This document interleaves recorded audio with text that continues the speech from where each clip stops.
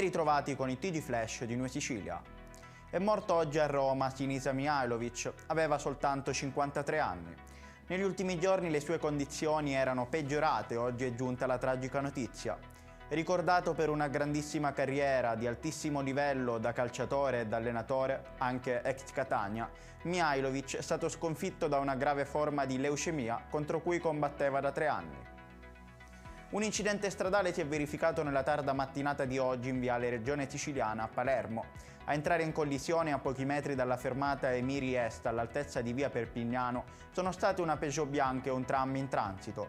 Il forte impatto ha provocato il deragliamento del mezzo pubblico. Il bilancio è di un ferito. A riportare lesioni è stata la donna che si trovava alla guida dell'auto. I carabinieri della stazione di Ravanusa hanno arrestato un giovane di 15 anni di origine tunisina e denunciato un altro sedicenne di origine rumena, entrambi residenti a Ravanusa, ritenuti responsabili dei reati di porto di arma clandestina e ricettazione, ma anche per porto di armi e oggetti atti ad offendere.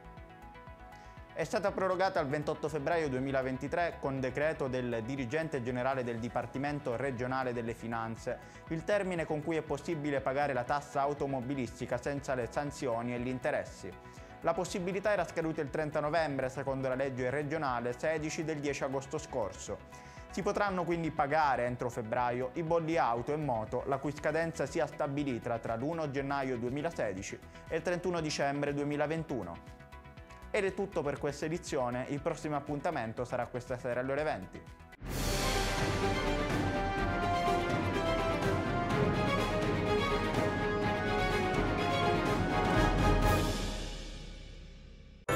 Natale ad Acireale. Dall'8 dicembre all'8 gennaio nel centro storico mercatini, circuito dei presepi d'arte, la casa di Babbo Natale, la pista di pattinaggio sul ghiaccio, concerti musicali nelle chiese, laboratori, il trenino turistico natalizio, oltre a tante iniziative di solidarietà.